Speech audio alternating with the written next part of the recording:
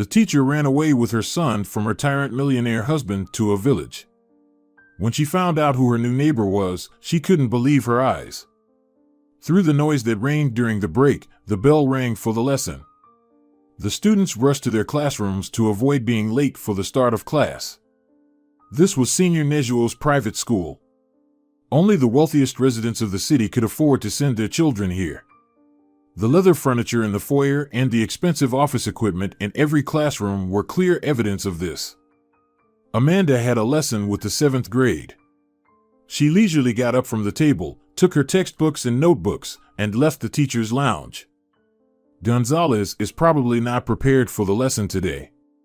And Silva will again try to read the text in his broken French, she thought as she headed to the classroom. Amanda Gennaro was a French language teacher. She looked about 30 years old. She wore a beautiful powder-colored dress that suited her well and highlighted her finely shaped feminine figure. Her luxurious chestnut hair was neatly styled according to the dress code. Her well-groomed appearance suggested that she did not lack for money. Entering the classroom, she first inspected all those present. No student escaped the sharp eye of the teacher, and if necessary, she made remarks. The children watched her with curiosity. Amanda was a very attractive woman and an excellent teacher, which the students greatly appreciated. "Senora Gennaro, what will we be doing today?" asked the same Gonzalez, a red-haired 12-year-old boy sitting at the back desk. "You must be thoroughly prepared for the lesson today, asking such questions," she replied playfully. Gonzalez lowered his head because, as the teacher had guessed, he was not prepared for the lesson. "Today we will be talking about how to save the Amazon forests." "Please share your thoughts in French," Amanda said, listening with interest to her students' arguments. The school day was drawing to a close, and students, along with teachers, began to leave the school. Amanda stepped out of the building and paused. She was in no hurry to go home. She wanted to take a walk, and a few minutes later, she was already heading to the central part of the city. Narrow streets filled with numerous shops adorned with advertisements led here. This was the historical part of the city, where the local landmarks were located. Here one could visit museums, stop by a restaurant, or attend a mass in one of the churches. This was where Amanda was headed. A service was in full swing at the St. Benedict Cathedral. The church, built in the neo-Gothic style, was impressive in its height. She sat in the last row and took a prayer book. After the service, she decided to walk around the church to get a better look at it. She was not often here, so she wanted to stay longer in a place where she finally felt peace and serenity. "Senora, do you need any help?" a stranger's voice sounded behind her. Amanda turned around and saw a priest. "No, I just wanted to take a closer look at the church's decor. I don't come here often." The priest blessed her and left so as not to disturb her. She stayed in the church for a while, lost in her thoughts. "Senora, your husband is already home," the maid informed her when Amanda entered her mansion. The spacious, bright hallway was empty, and she hurried upstairs to her room. "Darling, where are you rushing to?" Rogelio stepped out of his office to meet Amanda. He was already in his home clothes and waiting for her. He appeared slightly older than his wife, with dark hair and equally attractive looks. He owned a television company that produced famous series. It was a very profitable business, which had allowed him to amass a considerable fortune. "I'll change and come down to you," she said and hurried to her room. She had no desire to explain herself to her husband. Truth be told, lately, all they did was argue. Their family life was not going well. Yet, it had all started so beautifully, their meeting in a restaurant, romantic courtship, expensive gifts, and long walks through the night city. A few minutes later, she was already sitting in her husband's office in a soft armchair with burgundy velvet upholstery. "Amanda, maybe you shouldn't work? We are a wealthy family, and you don't need to spend so much time at school," Rogelio began the conversation. "I didn't get an education to waste away at home," Amanda said firmly. "But we have a son. You could fully devote yourself to his upbringing," her husband continued to insist. He stood by his desk, shuffling some papers and talking to his wife as if in passing. "I give our son enough attention," she replied just as firmly. And she immediately caught herself thinking that there was no trace of the former softness in her voice. "You don't understand. This is not a request. This is an order," Rogelio said more assertively. He put the papers aside and focused entirely on the conversation. "Since when have you started treating me like your subordinate? I am a free person, capable of making my own decisions. All our friends' wives take care of the house, the children, and visit beauty salons. Why don't you become like them?" "A brainless hen," the woman added. At these words, her husband rushed to his wife. He grabbed her by the chin and looked intently into her face. God, how rude he is. He doesn't love me at all, Amanda thought, looking at Rogelio. "Who do you think you are? As if you're an outstanding teacher and the school can't live a day without you," he said sarcastically. "You're hurting me," she said in a steely voice. "I couldn't care less. You will do as I say." Amanda didn't respond to his words to end this unpleasant conversation for both. She felt deep disappointment at that moment. So many years had been spent building strong family relationships. But now they seemed to be dissolving, disappearing into nothingness. She removed his hand and left the office. "I have decided," Rogelio Gennaro echoed behind her. The five-star Hotel Buona Vita was situated on the shore of the blue ocean. Each room had its own unique decor with antiques and paintings. The king-sized beds, pristine bathrooms, and breathtaking views made these rooms even more appealing. Rogelio lay on the white bed in a terry robe. He had just come out of the bathroom and was in a relaxed state. A few minutes later, a dark-skinned brunette emerged from the same place. She was completely naked. "You are my Aphrodite," the man said with longing and beckoned her with his finger. The woman didn't make him wait long and, in an instant, was lying next to him on the luxurious bed. "I forget about everything with you," Rogelio said, looking into her eyes. "But you continue to live with your wife," the naked beauty said resentfully. "But I only think of you, Lucia. My joy, you bring me so much pleasure." Rogelio gently ran his hand over her beautiful body. The brunette softened a bit after these words. "And what about your wife, Amanda? Isn't she able to satisfy your desires?" "Let's leave my wife out of this," Rogelio tried to end the conversation. "Or maybe she's pleasing someone else since you spend time with me. I told you to stop talking about this," Rogelio shouted. Lucia, realizing she had crossed the line, began to soothe her lover with caresses. Rogelio spent the whole day with her. Meanwhile, Amanda was engrossed in her French lessons and spent the entire day at school. After her lessons, she found herself back in the same cathedral where she had attended Mass the day before. There was no service today, so she just sat in the last row and reflected. She had been married to a wealthy man for 7 years, and they had a lovely 5-year-old son. Initially, everything was fine: a loving husband, a wanted child. Amanda did a lot to build their family happiness. She always supported her husband, loved him sincerely, and did everything to please him. But somehow, everything was starting to fall apart now. She didn't know how to save it. Tears quietly rolled down her cheeks, and her gaze was utterly empty. People often come to church when they fear losing something or are searching for answers to worldly questions. A priest sat down next to her. "You are right, Father. I can't find answers to the questions I keep asking myself. That's why I am here." "What troubles you?" "I feel like my marriage is falling apart, like the ground is slipping from under my feet. But I still love my husband and adore my little Jorge. Maybe I've done something wrong before God. Maybe I committed actions for which the Lord is punishing me now. We all make mistakes and sins, my daughter. But the most important thing is to recognize them and strive for correction. God is ready to forgive us all if we sincerely repent. May God bless you and help you find peace and serenity in your heart. Always remember, you are not alone. God is always with you." "Thank you, Father," the woman sincerely thanked the priest. She finally heard words that gave her confidence that everything could still be fixed. The next morning, as Amanda was having breakfast in the dining room, her husband entered. "Dear, you look wonderful today." Rogelio was in a good mood and decided to compliment her. She looked at him questioningly. "What's with you, Rogelio? Are you all right?"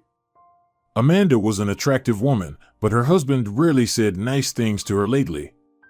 "What's bothering you?" Rogelio began to get angry. He was not dressed, which greatly surprised Amanda. Mom, Dad, little Jorge was already coming down the stairs to the dining room. He was still in his pajamas and hurried to see his parents. He was a spitting image of Rogelio, a dark-haired and swarthy boy. "Jorge, why are you up so early?" Amanda asked him. "I wanted to see you before you left." "But we'll be back, son," Amanda said gently, hugging him. "Are you going?" Amanda turned to her husband. "No. Later. Velasquez will take you to school. And don't forget, we're invited to a social event tonight. I'll pick you up at 7. This time, no excuses." The luxurious hall exuded an atmosphere of wealth and sophistication. The polished floors gleamed in the bright light. Gold chandeliers hanging from the ceiling scattered their rays throughout the hall. There were many people present. Some were arriving, while others were already pleasantly chatting with acquaintances. Trays with exquisite appetizers were on the tables. Waiters in white jackets with lapels weaved between guests, offering a selection of fine wines. Rogelio and Amanda entered the hall. He was in a black tailcoat, and she was in a long silk dress. "Glad to see you." The host, one of the local millionaires, Jose Ferrero, courteously bowed to the guests. "What a delightful atmosphere you have here, Mr. Ferrero." "Everything is top-notch," Rogelio said flatteringly. "Please, join the guests," the host politely directed them to the center of the hall, as he needed to greet another couple. Unexpectedly, they ran into Lucia, the very same woman Rogelio had met at the hotel a couple of days ago. She was Amanda's friend. A rather close one. They had met in school and had been together ever since. Amanda was serious and proper in every way, while Lucia was frivolous and fickle. But their different temperaments and characters never hindered their friendship. On the contrary, Amanda reigned in her friend's uncontrollable temperament, while Lucia helped her take life's troubles more lightly. "Lucia, I didn't expect to see you here," Amanda said in surprise. "I didn't expect it either." "You usually avoid such events," Lucia replied, equally surprised. "Yes, Rogelio was insistent today," Amanda tried to justify herself. She didn't like social events and preferred the cozy atmosphere of home. Rogelio felt a sense of awkwardness and tried to lead his wife to the other end of the hall. The evening seemed very dull to Amanda. She sat on a small couch, watching others fake smiles and give insincere compliments. Finally, she got bored and decided to ask Rogelio to take her home. But where was he? Amanda walked around the hall but couldn't find him. So she decided to step out onto the balcony to get some fresh air. Imagine her surprise when she saw her husband there, but not alone. He was in Lucia's arms. They were kissing passionately, oblivious to anyone around them. "Rogelio?" "Lucia," she said in astonishment. At that moment, Rogelio jumped away from Lucia as if scalded. "Darling, you misunderstood," he tried to explain. "Don't apologize to her, Rogelio. Do you think she's a saint?" "No, my dear, you're mistaken," Lucia said with dignity. "Shut up," Rogelio interrupted her. "You understood correctly, Amanda. Rogelio and I are lovers," Lucia continued relentlessly. She realized this was her chance to finally secure her friend's wealthy husband. Amanda approached Rogelio and slapped him. He responded with a slap of his own. Taken by surprise, she fell. "Don't you dare, do you hear me? Don't you dare raise your hand at me," Rogelio hissed, leaning over her. Amanda quickly got up from the floor and looked at the pair with contempt. Rogelio took Lucia by the arm, and they returned to the hall. Amanda hadn't expected such a blow from fate. Her husband and childhood friend, lovers. How could this be? She was in complete turmoil, and a grudge was brewing inside her. Amanda was returning home in a taxi. Numb from everything she had seen, she had run out of the mansion and caught the first car she saw. Sitting in the back seat, she rode in silence, lost in her thoughts. Amanda never expected such a blow from the two closest people in her life. Rogelio, her beloved husband, in the arms of her closest friend. And Lucia? She knew how hard Amanda was trying to preserve her marriage and bring back the former tenderness. Why did she do this? Could it be possible? At home, she locked herself in her room and cried into her pillow so no one could hear her. Despite all the family troubles, she still loved her Rogelio, who turned out to be a scoundrel. What happened to you, Sonora Amanda? The principal pointed to the red mark on the teacher's face. I fell, she muttered, not having time to come up with something more plausible. Were you drunk? The principal suggested. Someone behind the principal giggled, and she turned around.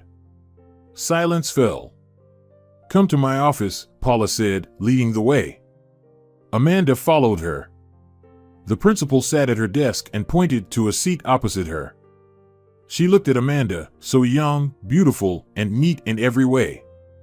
Paula felt sorry for her. She suddenly softened and felt ashamed of her words. Amanda, what happened to you? She began the conversation in a gentler tone. Family matters. It happens, the young woman replied calmly. And does it happen often? Not often. The principal began to scrutinize her eyes, searching for any answer. But Amanda's green eyes were empty, as if someone had forcibly ripped the life out of them. And the woman realized it was serious. That day Amanda returned home late in the evening. Where have you been? Rogelio met her in the hall. Doesn't matter, she replied, starting to climb the stairs. Rogelio stopped her and dragged her to his office. Did you forget our conversation? You're quitting your job and focusing on the family, Rogelio shouted. Are you mocking me?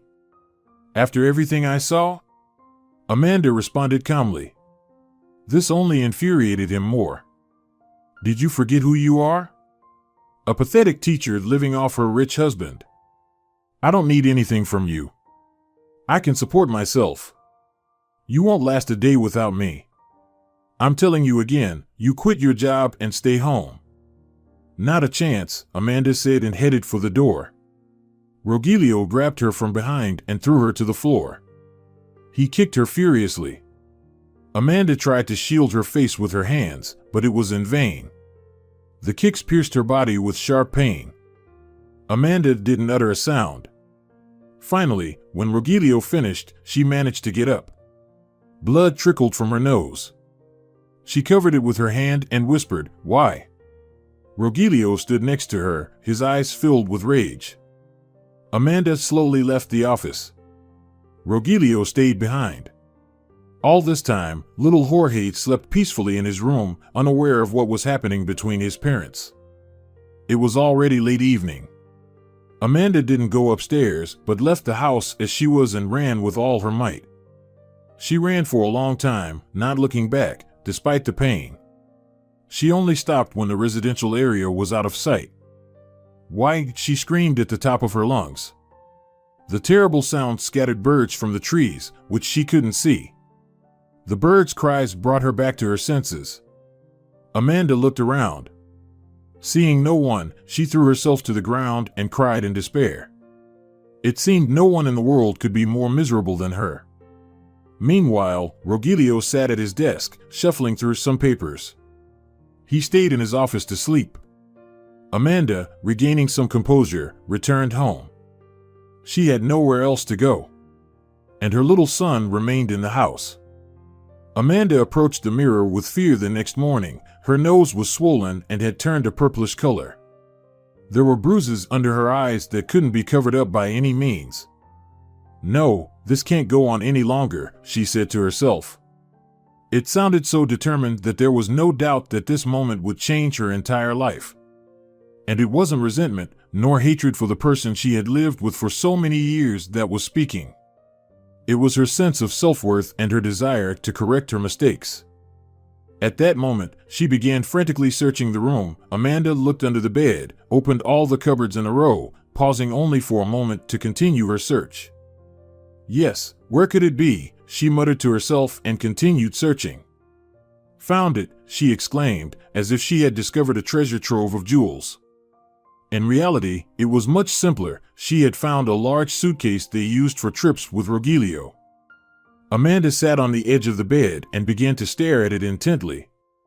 It was a dark blue wheeled travel bag. She started recalling moments associated with their trips, but nothing came to mind.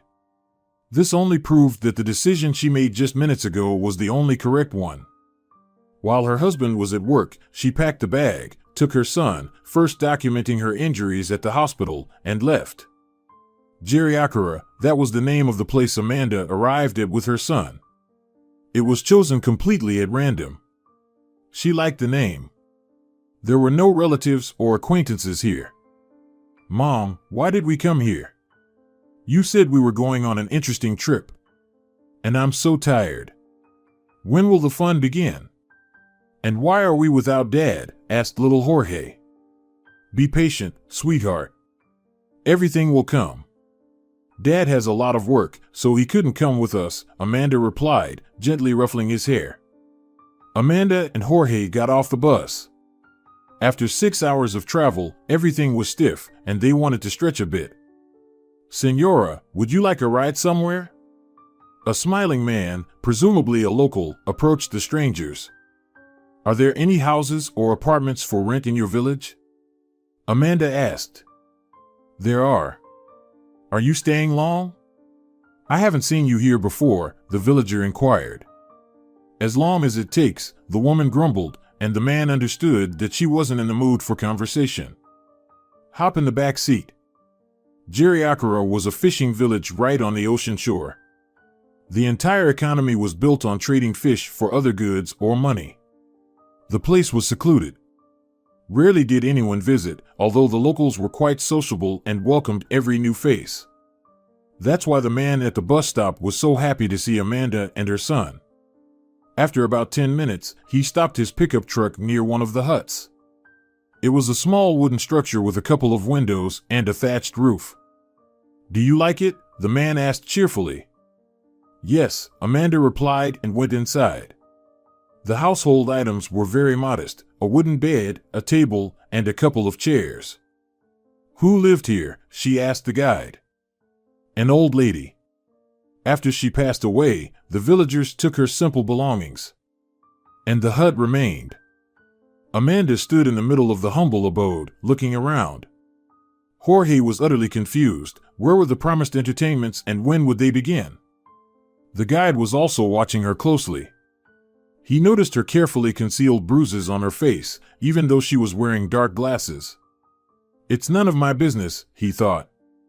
Well, I'll be off then, the man said and left the hut. Sweetheart, are you very tired?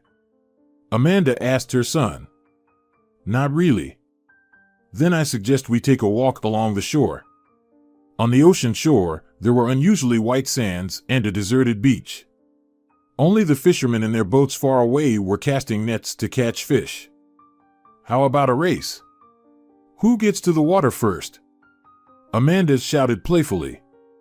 Her mood instantly caught on with the boy, and they dashed to the ocean in their clothes. Mom, I'm first. Jorge shouted gleefully as he beat Amanda to the water. The woman watched him frolic and splash in the emerald ocean, and suddenly, she felt so light. She unexpectedly felt free. Although she still had to figure out from what or whom.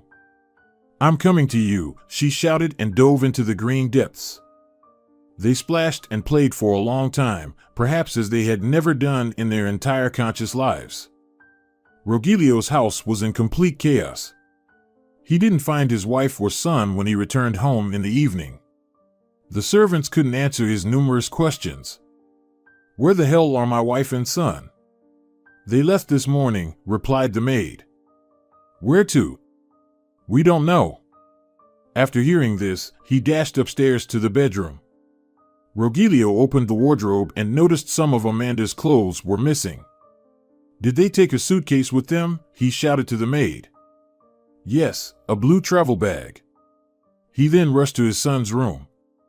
Almost nothing had changed there either, except for the wardrobe's contents. They've run away, Rogelio hissed. He took out his phone and started dialing his wife. A ringtone sounded from the neighboring room. Amanda had thoughtfully left her phone behind to avoid being tracked. I'll find you anyway. I won't let you get away from me that easily, Rogelio gritted through his teeth. He hadn't anticipated such a turn of events and felt helpless and very lonely at that moment. Meanwhile, Amanda was lying on a wooden bed next to her son. She had brought some bedding to cover the uncomfortable wooden bed. Jorge had fallen asleep almost immediately after playing in the water. Left alone with her thoughts, Amanda began to ponder what she would do in this new, unfamiliar life.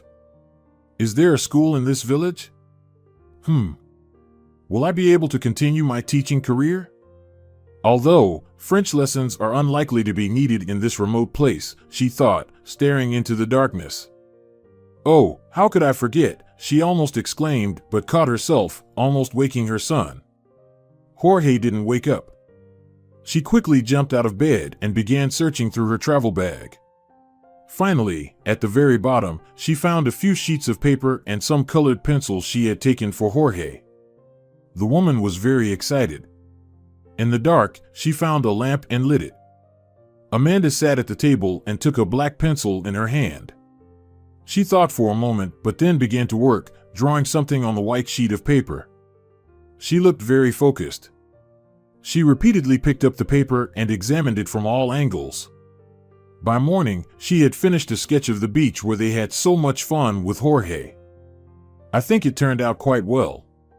But I need time to restore my knowledge and skills, she thought as she lay down next to her son. The sun was almost up, and Amanda decided to get some sleep before Jorge woke up. The sun was nearly at its zenith when Amanda opened her eyes. It was almost noon. She jumped out of bed, not finding her son beside her. She stepped out of the hut and saw Jorge talking to their guide from yesterday. Good afternoon, she said as she approached them. You sleep long, Sonora, the man said disapprovingly. Yes, there's a calming atmosphere here. The man softened a bit and replied, I brought some food. For the time being. Next to him was a basket covered with some cloth. The woman uncovered it and found eggs, a bit of milk, some vegetables, and bread. Where do you get all this? We grow some things ourselves and trade fish for others. You should also think about how to feed your son. Don't worry. I already am. Tell me. Amanda paused, not knowing how to address the man. She hadn't thought to ask his name yesterday. Jose, the man replied. Tell me, Jose, are there any artists in your village? Well, it might be a bit grand to call them that.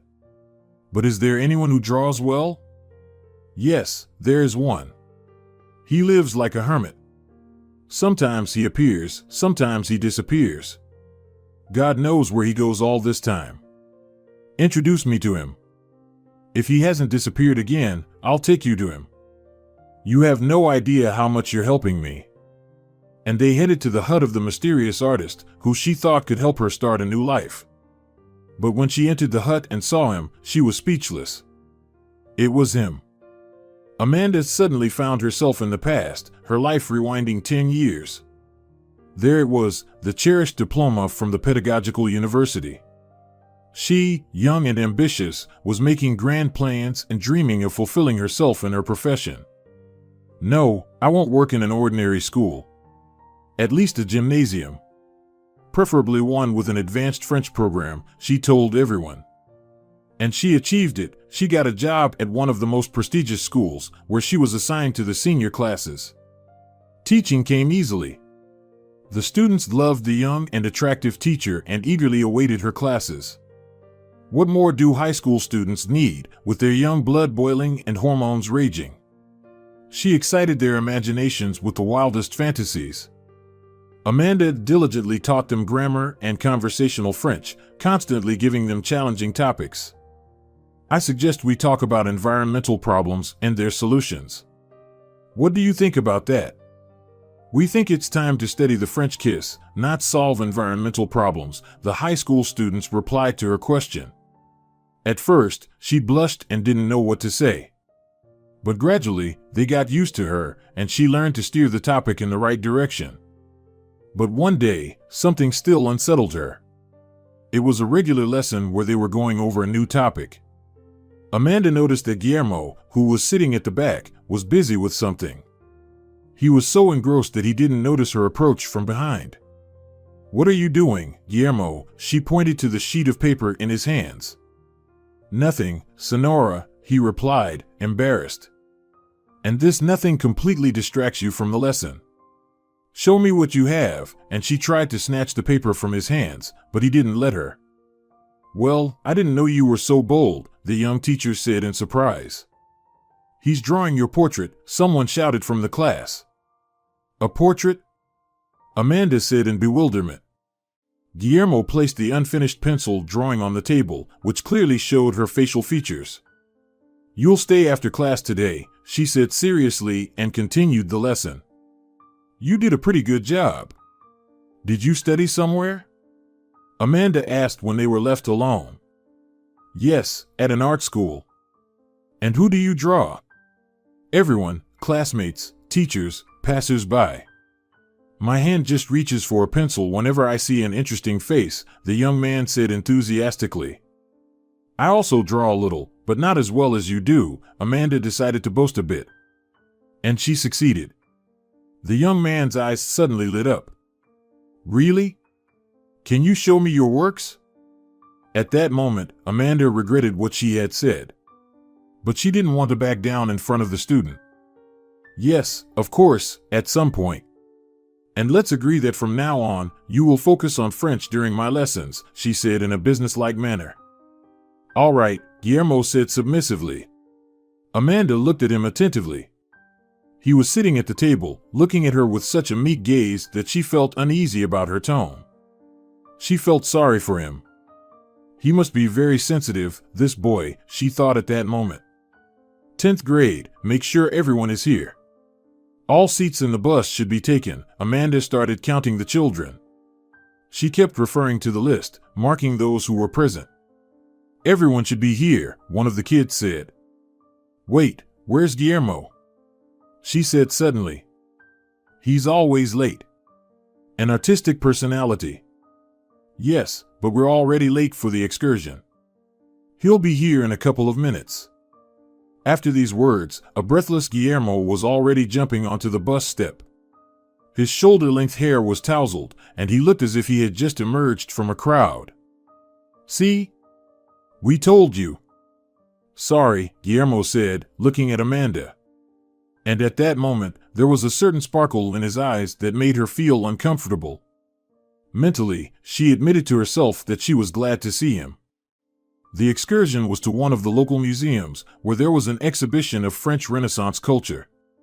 The children listened attentively to the curator. Amanda had managed to instill in them a love for France, so they showed genuine interest in what was being told to them. And only two people couldn't understand what the exhibition was about. It was Amanda and Guillermo. They walked a little behind the rest. Amanda couldn't stop thinking about that strange sparkle in Guillermo's eyes. And he was happy that he finally had the opportunity to be near his teacher in an informal setting, just like a few weeks ago. They walked silently but did not stray from each other's side. "The boy seems to be in love. But I can't allow myself to do something so crazy. How can I avoid hurting his feelings?" Amanda pondered. Two young and pretty girls were walking along the shoreline of Aswanda Beach, where it was always crowded. They wore bright sarongs and wide-brimmed sun hats. It seemed they intended to swim and relax on the white sand, just like most of the vacationers. "Lucia, you don't understand, he's in love. It's surely his first youthful infatuation." Amanda was very excited as she spoke to her friend. "Oh, come on. Why get so worked up about it? It's just a crush.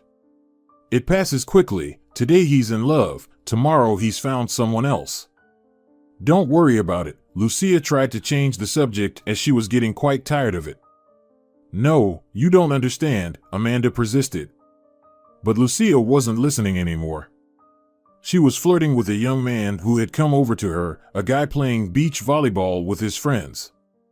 She was very attractive, tanned skin, thick black hair, a firm young body that caught the attention of men. "Amanda, we've been invited to join their team. They're short on people," Lucia suddenly interrupted her friend's monologue. "What team? Isn't this why we came here?" To relax and have fun, Lucia kept her eyes on the young man. "Yes, you're right." Amanda suddenly cheered up and joined in the conversation with the young man. They spent time in a lively company, but by the end of the day, Amanda realized with horror that she was looking for Guillermo's traits in these young men. And she couldn't find them. Yes, she was in love with him. She finally admitted it to herself. Two people sat on the warm white sands of a deserted beach, engaged in a casual conversation. "Amanda, I'm so happy we're together again. I couldn't wait for this moment. The time since our last meeting felt like an eternity," Guillermo said. He looked at her with loving eyes and couldn't get enough of her. "But you see me at school every day," Amanda replied tenderly. "You know it's not the same. It's very hard for me to overcome the barrier between us. But I can't help it. My feelings are stronger than me." Amanda looked at Guillermo lovingly, and at that moment their lips met in a kiss. "No, what am I doing?" She suddenly pulled away from her beloved. "Your age is no barrier for me. Love knows no bounds, right?" Guillermo tried to comfort her, gently stroking her head. "Yes, you're right. Thank you for reminding me of that every time. But it's getting harder for me to restrain my feelings at school. I don't know how much longer I can hold on." "Me too." They sat on the hot sand for a long time, unable to stop talking and gazing at each other. The school principal's office was very spacious. In the center stood an office desk with a computer and a phone. The walls were adorned with numerous certificates and diplomas for achievements in education. The principal herself sat in a high-backed chair. She was an elderly woman who had dedicated her life to children. There was a hesitant knock on the door. "Come in," she said firmly. Amanda entered the office. She knew what the conversation would be about, so she behaved very reservedly. "You probably guess why I invited you to my office," the principal said. Amanda was silent. "Please, have a seat," the principal added. Amanda sat down. "I understand, you are a young and interesting woman. But why a student? Was there no one else around you to start a relationship with?" "I don't understand what you're talking about," she replied quietly. "There's no point in denying the obvious. You're not even ashamed to meet with him during breaks, hiding in corners. Teachers have seen you together in cafes and on the beach several times." "Yes, we are in love," Amanda abruptly interrupted her. "I will not allow any kind of love within my school's walls. You're fired." "We don't need this disgrace," the principal's reply was equally sharp. This was Amanda's last day working at that school. No, she couldn't overcome the obstacles and betrayed her feelings. Was she thinking of Guillermo at that moment? Of course, she was. Amanda hoped that this separation would make him forget everything and cool his feelings. That same day, without saying anything to Guillermo, she left the city, hoping to forget everything and start a new life. Guillermo eventually came to terms with the loss, but his feelings for Amanda remained. He could never forget her. Now Amanda enters a cabin where, after 10 years, she sees her school love Guillermo again. He had noticeably matured over the years, but his hair was still shoulder length. She saw the same spark in his eyes as many years ago. "So, you haven't forgotten," she thought to herself. They stood there for a long time, staring at each other. "I've been looking for you," Guillermo suddenly said. I've been thinking about you all these years too. You left so suddenly back then. You didn't even say goodbye," he continued. "The circumstances forced me to. I had no choice. You could have at least written and explained everything. Then it seemed unnecessary. But now." She didn't finish and rushed into his arms. This was what had been bothering her all these years and wouldn't let her rest. No new life could extinguish the spark that had ignited many years ago for this man. She told him about her life, about her tyrant husband, and about her little son whom she brought with her. Guillermo shared his story about how he became an artist and came here for new ideas for his paintings, and that he had met no one since their separation. "Did you really think I wouldn't find you?" At that moment, Rogelio burst into the hut where the two lovers were. Lucia followed him. "I told you she wasn't as simple as she seemed," said the recent friend. "What do you want here?" Amanda said calmly. "Pretending to be innocent all this time. And you barely left home and already found yourself a lover," Rogelio shouted. "You will leave here immediately and never seek me again. I won't even consider it. Where is Jorge? You won't see him again either. I have documented all the beatings. I have a medical report. If this goes to the police, your career will be over. And no court in the world will give a child to a tyrant father.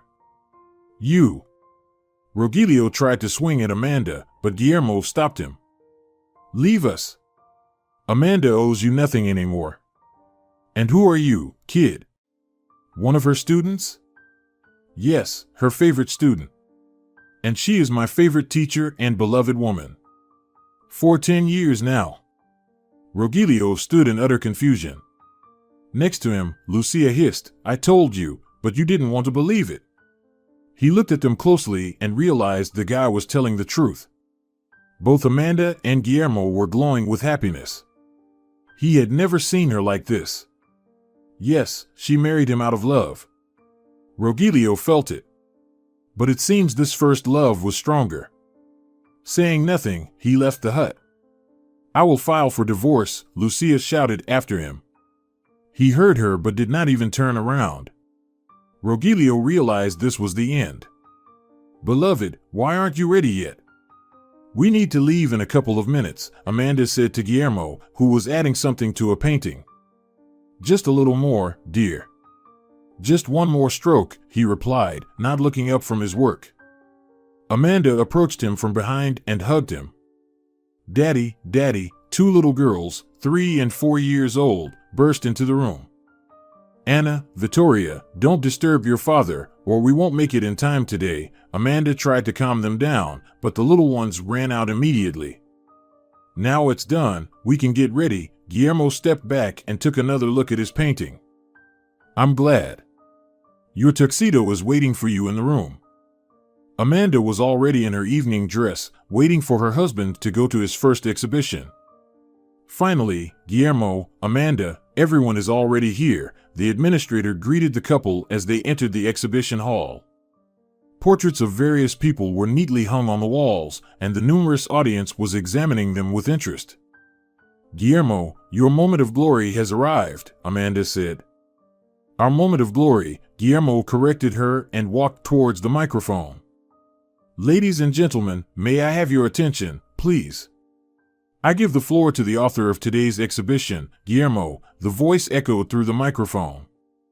All the guests turned their gaze towards him. "Dear guests and art lovers, I am happy to welcome you to the opening of my exhibition.